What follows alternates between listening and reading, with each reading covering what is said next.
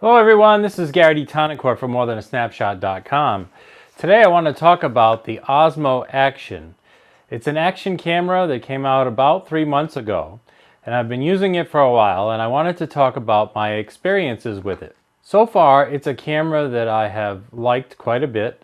I have to say that I've never used a GoPro Hero 7 Black, which is often what this camera is compared to, but I have used some knockoff brands of action cameras, and I've spent a few months using this one, and so I feel like I can give you my thoughts and opinions about it. This is going to be also kind of a second unboxing, and there's a bit of a story behind that.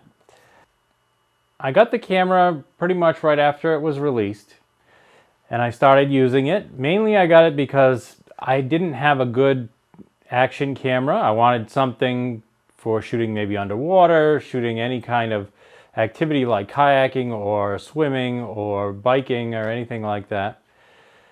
And I liked the front-facing screen and the rock steady. It seemed like those features were going to be very important.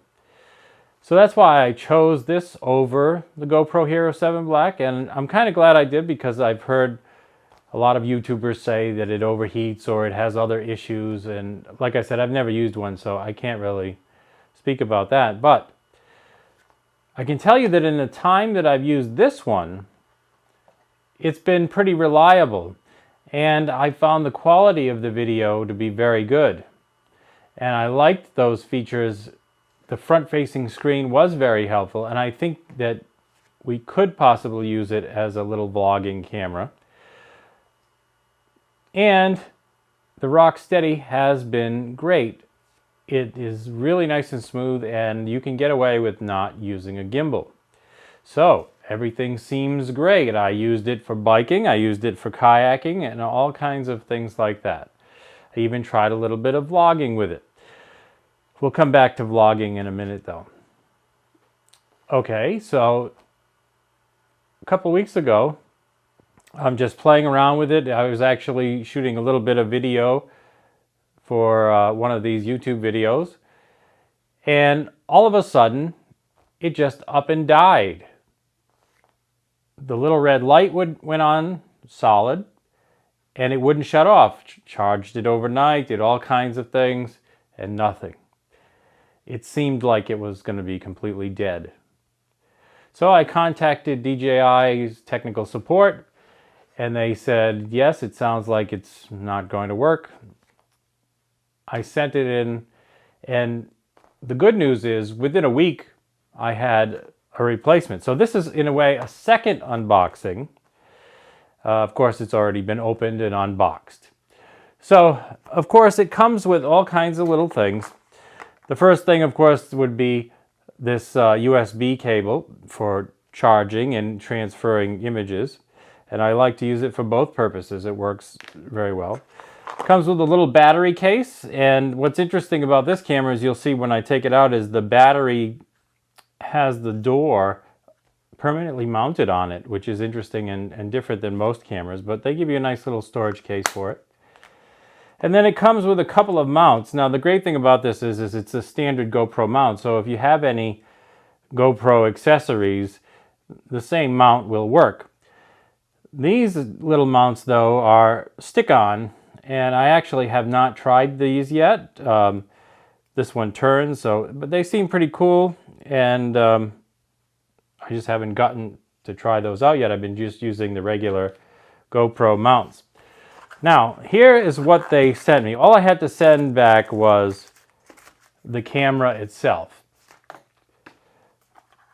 This is what they sent back. A brand new camera.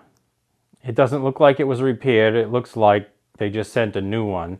And in the email they sent me, it said that the motherboard of the camera needed to be replaced. So it was obviously a catastrophic failure. It was completely done. So I got a brand new camera, and of course the manuals and all that sort of thing. My issue now is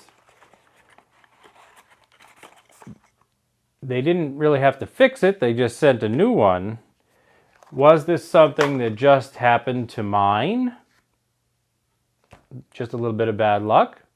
Or was this a flaw in the first run of these cameras? And is the flaw still there? In other words, am I going to use this for another 3 months and the motherboard is going to die again? That remains to be seen.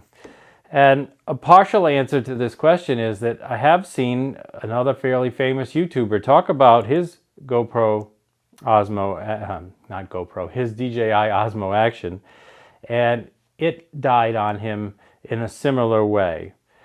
And I'm not going to mention names, but I saw that in one of his videos, and it made me think that maybe there is some sort of a major problem here. Now, hopefully, they've fixed it since sending me this new one. Only time will tell. But other than that, this camera has been fantastic. And if you don't have a GoPro or any other action camera, I think this is a good choice, and it's one worth looking at as long as this issue is not something that's going to come back. It is their first generation, so there are some minor flaws. Sometimes there's a little like heat spot or condensation spot that shows up on the front screen. It hasn't really affected me unless that contributed to the thing dying. I'm not really sure. Let's just rip the plastic off and start from scratch. Okay. Now we are ready. The top button here is to start it up. You just hold that in for a second and then it will load. And then, of course, you got to set it up. So, of course, I'm going to choose English as the language. So it has a little tutorial that takes you through how to set this up. So I've already put a memory card in. It's a micro SD card. And it can take up to a 256 gigabyte micro SD card. UHS speed grade 3.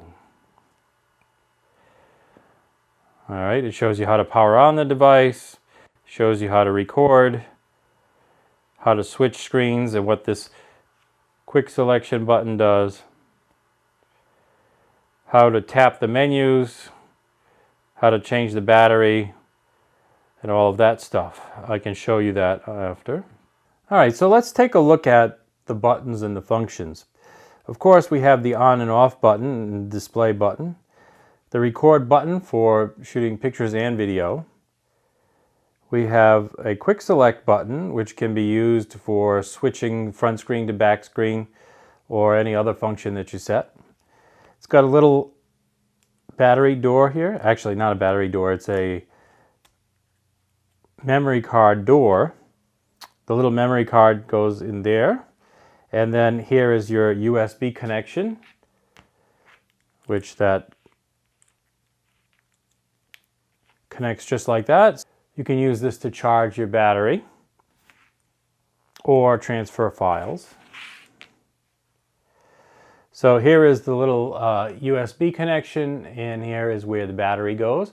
And this door does just pull right off.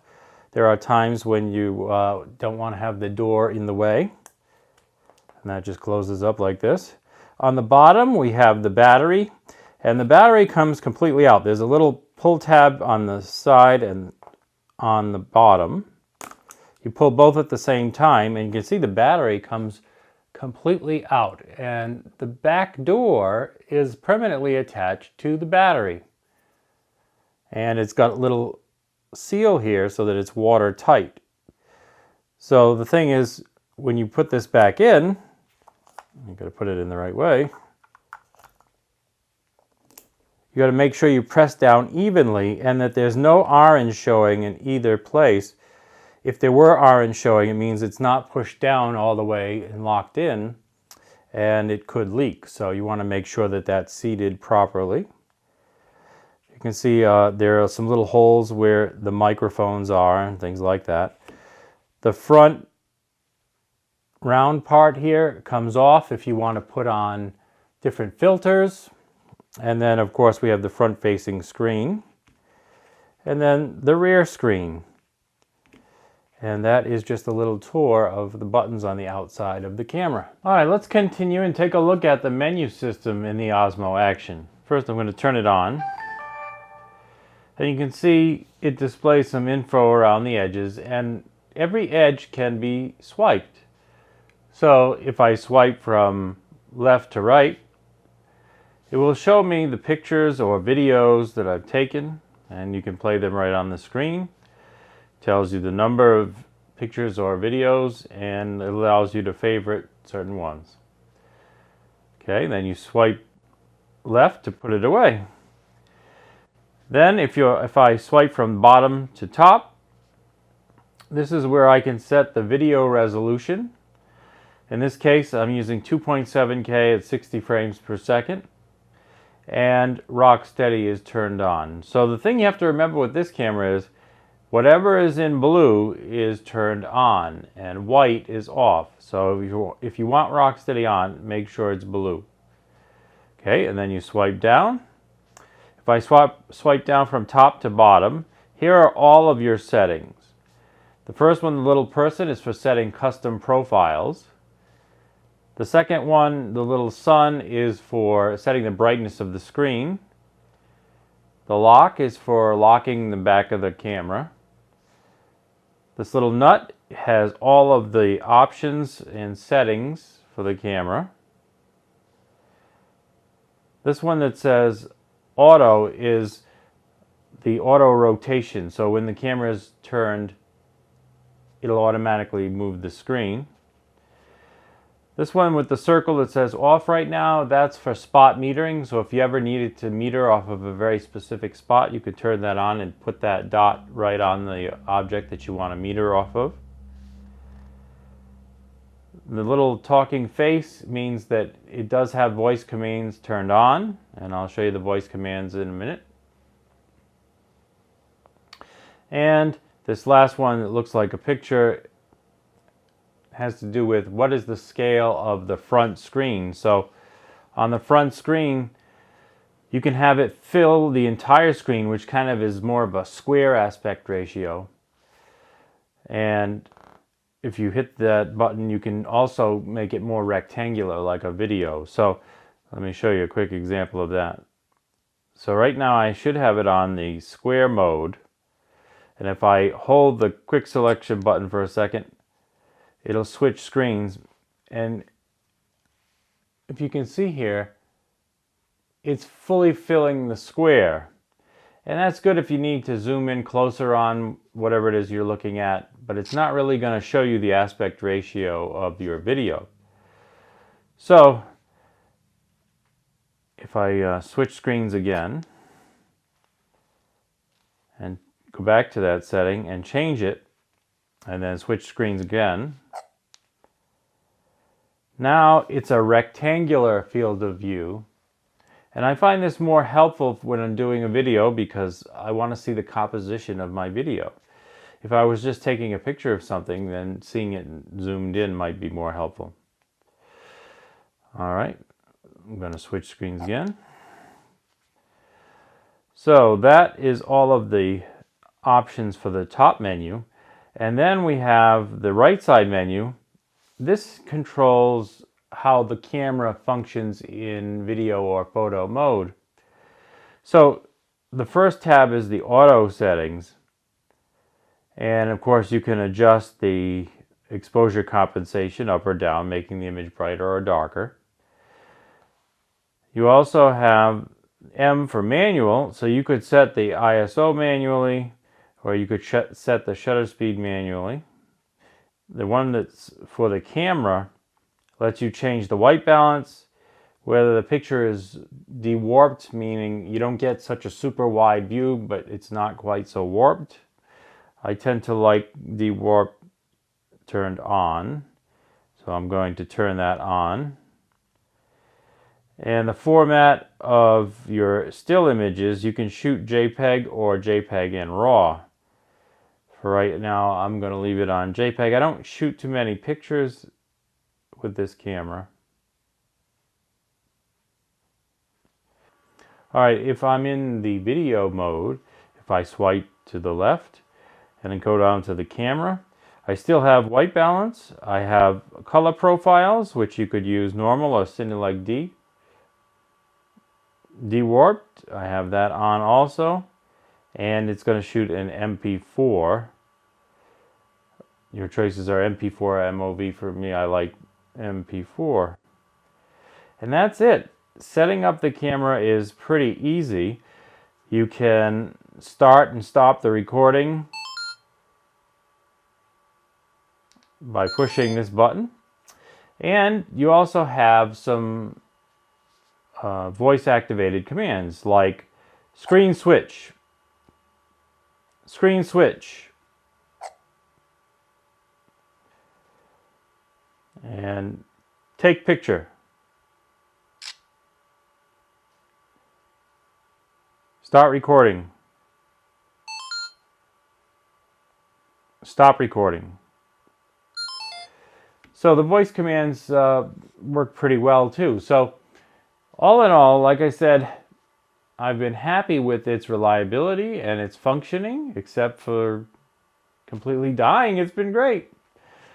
And I'll roll some footage now so you can check out some ways that it can be used, and you can see if you like the quality of it yourself. Okay, here we have the Osmo Action. We'll do a vlogging test. There's no mic on this, so this is just the normal sound. I'm not even using any kind of a tripod. I'm just hand holding it. We have some nice sunset light going on right now. Sun is setting over this little pond. So it's a nice night. And how does it look on the Osmo Action? So how's the steady shot looking? I just went down a giant hill.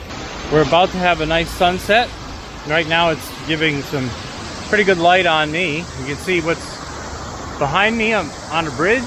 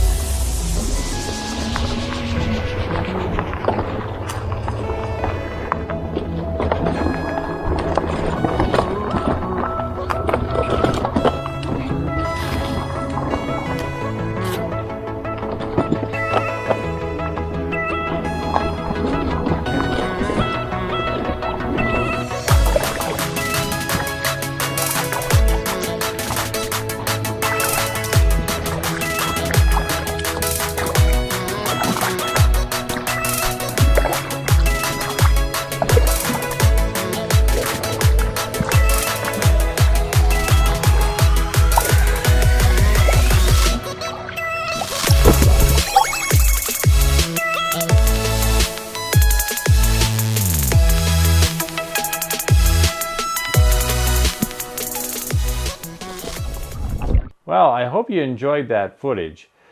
It was fun to create for you, and I hope you found it interesting. Now, if you're interested in an Osmo Action for yourself, I'll leave a link down in the description where you can pick one up. It will be an affiliate link, but it helps the channel and it doesn't cost you anything. And I really think that if you're looking for an action camera, this action camera is pretty good. This has been Gary D. Tonicourt from morethanasnapshot.com, and I will see you in the next one.